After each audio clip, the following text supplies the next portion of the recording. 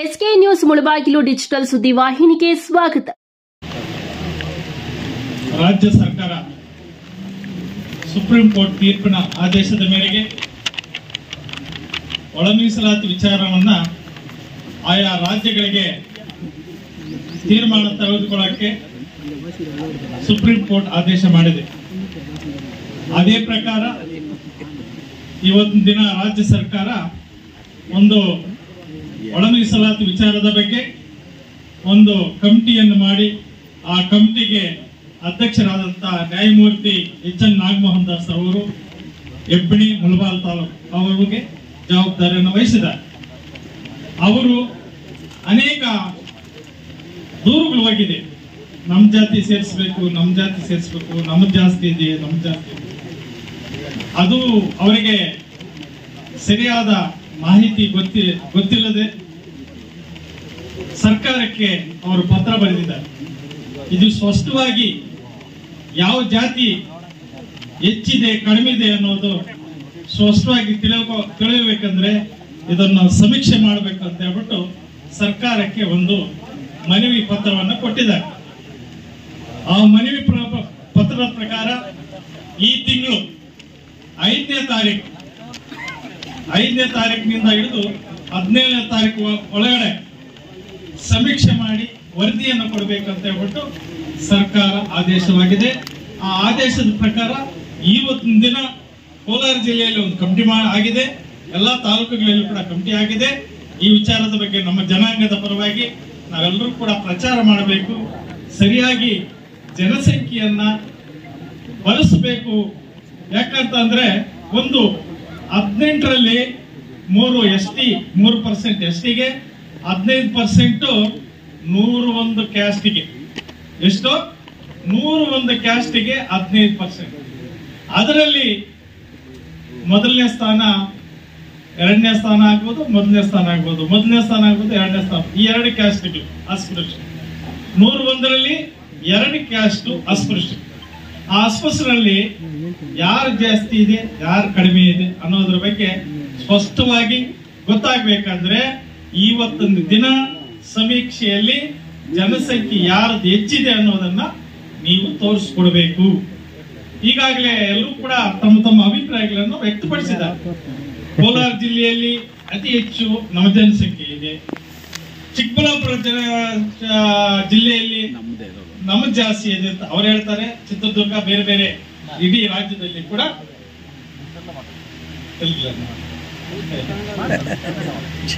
ಸರಿ ಶಾಸಕರು ತೆಲುಗುలో మాట్లాడుతూ చెప్తాను. తెలుగు కన్నడలో మాట్లాడాడు, తెలుగులో భాషకి ప్రాముఖ్యత ఏం లేదు. దయపెట్టి తెలుగులో మాట్లాడమని చెప్తున్నా. తెలుగులో మాట్లాడతాం. ఎలాంటి మాట్లాడడానికి ఈజీ ఉంటుంది, జೊತೆಗೆ అర్థం అవుతుంది. మన బారుడు అందరికి కన్నడ అఫీషియల్స్ కి, స్టూడెంట్స్ కి వచ్చిన మాత్రం అర్థం అవుతుంది. చదువుకునే వాళ్ళకి కొందరు అర్థమయ్యారు. ఇప్పుడు ఏముంది అంటే స్పష్టంగా 101 క్యాస్ట్ కర్ణాటక రాజ్యంలో 101 క్యాస్ట్ అంటూ 101 జాతులు.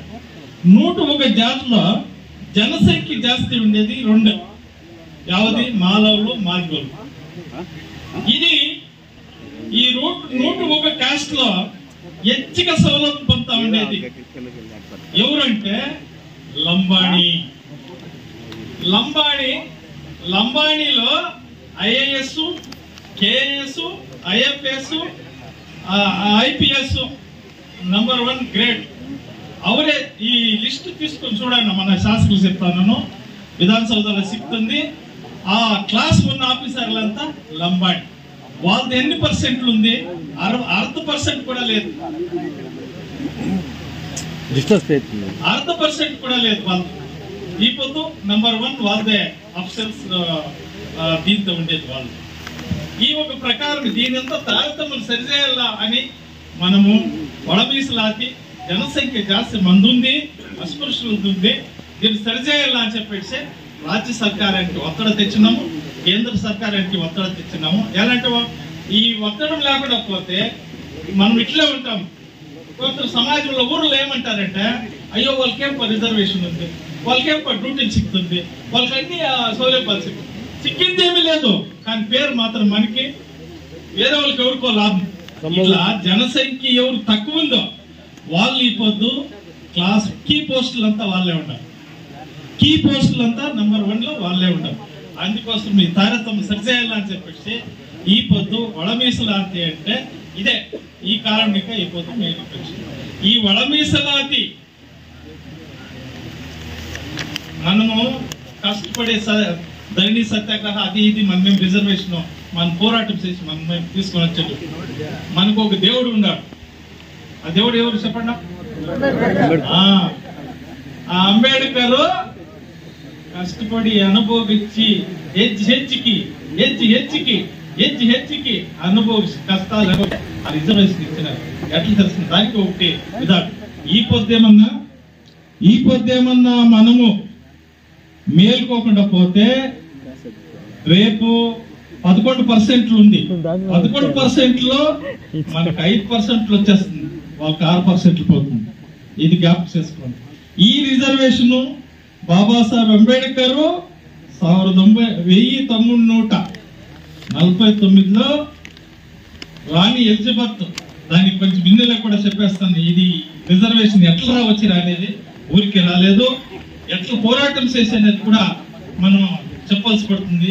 ఆయన ఏమన్నా మెలకు కాకుండా నిద్రపోయింటే ఈ పొద్దు మనకి రిజర్వేషన్ లేదు. రౌండ్ టేబుల్ కాన్ఫరెన్స్ లో 1932లో రౌండ్ టేబుల్ కాన్ఫరెన్స్ లో లార్డ్ మౌంటన్ అని బ్రిటిష్ అధికార సమ్మేళనంలో మీటింగ్ పిలిచిండ్రి. అప్పుడు బాబాసాహెబ్ అంబేద్కర్ మాట చెప్పి 200 ఏళ్ల కాలము భారతదేశంలో మీరు రాజభారం చేస్తారు కదా, ఈ పొద్దు మా జనాంగంకి ముట్టుకునే నీళ్ళు లేదు, తాగేదానికి నీళ్ళు లేదు, దేవస్థానాలకి రానిచ్చలేదు, పబ్లిక్ సార్వజనిక స్థలాలకు రానిచ్చలేదు. ఇట్లా ఒక పరిస్థితి మా జనాంగం అనుభవిస్తాను కదా భారతదేశంలో, మీనింకా మాకేమి సౌలభ్యం సిక్కింది, ఏం రక్షణ సిక్కింది అని ప్రశ్నలు వేస్తే వాళ్ళతో ఉత్తరాలు లేదు. అట్లాదప్పుడు రాణి ఎలిజబెత్ రాణికి పోయా ఈ విచారము బాబాసాహెబ్ అంబేద్కర్ మాట్లాడే విచారము రాణి ఎలిజబెత్ రాణికి పోయా ఇంగ్లాండ్కి. అప్పుడు ఇద్దరిని పిలిపించా. ఎవరెవరినంటే బాబాసాహెబ్ అంబేద్కర్ ఒకరిని, ఈ దేశానికి వేరే దేశం మా ముస్లిమ్స్ క్యాండిడేట్ అయినా అంటే లీడర్ అయినా జిన్నా, వాళ్ళిద్దరిని మాత్రమే పిలిపించారు. వాళ్ళంటే ఆయన దేశం మాకి సపరేట్ ఇవ్వాలని చెప్పి సపరేట్ తీసుకునేకి వాళ్ళకి ప్రయత్నం అయిపోయిందా. అందుకోసం వీళ్ళిద్దరిని కూడా ఇంగ్లాండ్ పిలిపించిందా రాణి ఎలిజబెత్. ఆడ బాబాసాహెబ్ అంబేద్కర్ రాణి ముందర 5 పాయింట్లు గుర్తు చేశారు. ఒకటోది, మాకి సపరేట్ ఎలక్షన్ ఇవ్వాల, సపరేట్ 2 ఓట్లు ఇవ్వాల, మాకు రిజర్వేషన్ ఇవ్వాల, మాకు సపరేట్ దేశం ఇవ్వాల. పాకిస్తాన్ ఎట్లా ఇప్పుడు వాళ్ళకి ముస్లింలకు ఇచ్చారో సపరేట్ దేశము, మాకు ఈ దేశంలో మేము బతికేక అయ్యలేదు, అందుకోసము మాకు సపరేట్ దేశం ఇవ్వాలని చెప్పి రాణి తవ ప్రతిపాదన చేసినప్పుడు రెజల్యూషన్ చేసేసా మేడం. బ్రిటిష్ ఇంగ్లాండ్ లో రెజల్యూషన్ చేసినప్పుడు అన్నాక వీళ్ళు సమయం చెప్పద్దు రెజల్యూషన్ చేసినప్పుడు అన్న తిరిగి ఈయన మీ గాంధీ వీళ్ళంతా పోయి ఏమని మాకు స్వతంత్రం కావాలని. మీరు ఈ అంబేద్కర్ ఈ 5 డిమాండ్లు పెట్టినాడు. ఈ 5 డిమాండ్లు మీరు దాన్ని పాలిస్తే మాత్రము మీకు స్వతంత్రం ఇస్తాం భారతదేశానికి, లేకపోతే స్వతంత్రం ఇచ్చేలేదని చెప్పేసి రాణి ఎలిజబెత్ పెండింగ్ పెట్టేశారు. అప్పుడు వీళ్ళు గాంధీ గారు యారవాడ జైల్లో సత్యాగ్రహానికి కూర్చున్నారు. యారవాడ జైల్లో సత్యాగ్రహం చేసి కూర్చున్నారు. ఎలాంటో ఇది రెజల్యూషన్ చేసేసింది కదా మేడం, అందుకోసము అదేమన్నా మీరు తీర్మానం చేసుకోండా మీకు స్వాతంత్రం ఇస్తామని. అప్పుడు ఆయన పోయి అన్నాక గాంధీ భార్య మన అంబేద్కర్ భార్యని కాళ్ళ చేతులు పట్టుకునేకపోయింది, అంబేద్కర్ కాళ్ళ చేతులు పట్టుకుపోయింది, నా భర్తకి భిక్షమియండా అని చెప్పిపోయింది. అలాంటి సత్యాగ్రహం ఉపవాస సత్యాగ్రహం కూర్చున్నాడు. వేరే రాజ్యము ఇచ్చాక దేశం ఇచ్చే కాయలేదు మీకు ఏం కావాలని ఆ డెసిషన్ వేరే అడగండా ఒక ఓటు ఇస్తాము 2 ఓట్లు ఇచ్చలేదు ఈ టైపు మీ అంతా మాట్లాడి ముందు నాయకులంతా సేరే ఒక తీర్మానం చేసుకుంటారు దేశం విభాగం చేసేది వద్దు ఇప్పుడప్పుడే పాకిస్తాన్ విభాగం ఇచ్చినాము ఇప్పుడు మీకు ఇవ్వకూడదు అని చెప్పేసి తీర్మానం చేసి అప్పుడు 18% రిజర్వేషన్ ఒప్పుకుండ్రి అన్నాక 2 ఓట్లు ఉండింది 1 ఓటు ఒప్పి ఇవంతా కూడా తీర్మానాలు అయ్యి అన్నాక రాజకీయంగా ఆర్థికంగా ఇవన్నీ కూడా మనకి సౌలభ్యం కావాలంటే ఆ అంబేద్కర్ చేసిన ఇది దానికంటే ముందు ఇంకొకటి ఏమంటే గాంధీని జిన్నాని బాబాసాహెబ్ అంబేద్కర్ ముగ్గురిని ఈ తీర్మానం అయినాక పిలుచుకుంటే రాణి ఎలిజబెత్ రాణి ఇంగ్లాండ్కి పిలుచుకొని వాళ్ళు ఒక్కొక్కరు గాంధీ గెస్ట్ హౌస్ లో ఉన్నారు జిన్నా గెస్ట్ హౌస్ లో ఉన్నారు బాబాసాహెబ్ అంబేద్కర్ గెస్ట్ హౌస్ లో ఉన్నారు బీబీసీ న్యూస్ వాళ్ళు ఈ guest house Jinnah guest house పోయి 3 గంటల 1 గంట రాత్రిలో బాగా ఆరాంగా నిద్రపోతాడు ఆయన్ని లేపించే కాలేదు బీబీసీ న్యూస్ అదే గాంధీదే గెస్ట్ హౌస్ పోయి ఆయన బాగా నిద్రపోతా ఉండే 3 గంటల రాత్రి బాబాసాహెబ్ అంబేద్కర్ గెస్ట్ హౌస్ పోతా ఉంటే